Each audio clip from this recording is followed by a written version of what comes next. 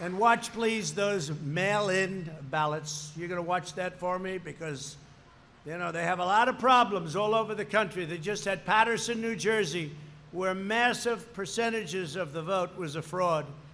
Mail-in ballots, be careful, be careful. They would understand because they deliver. In fact, I'm going to have to be very nice to UPS.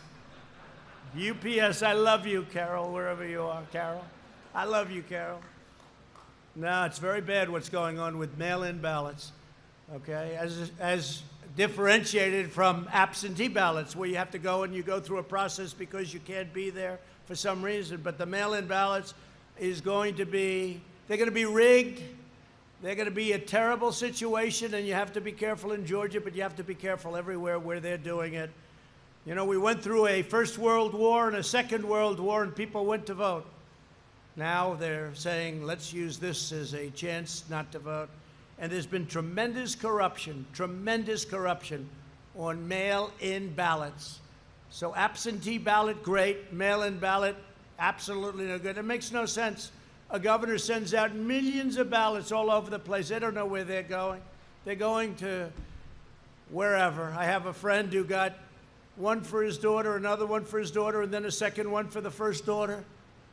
They didn't know what to do with them. I had another friend, a really wonderful guy who's lost his son 7 years ago, Robert, his son Robert, and his son was sent a mail-in ballot. He called me, he said, what do I do? I just got a mail-in ballot for Robert. Robert died 7 years ago. So it's a terrible situation if they decide to use it, and we'll see what happens. There's a lot of litigation, a lot of court cases right now. And it makes sense. Just think of it. Millions of ballots. In California, they're sending out millions of ballots. They don't even know who. Maybe they know too well who they're sending them to. And maybe it's the people that don't get it.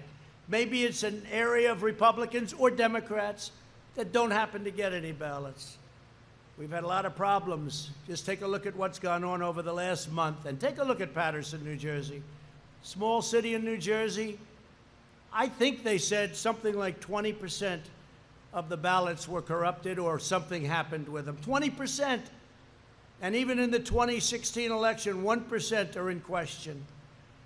But I don't want to talk about that one because I won, so I don't want anyone going back and looking, all right?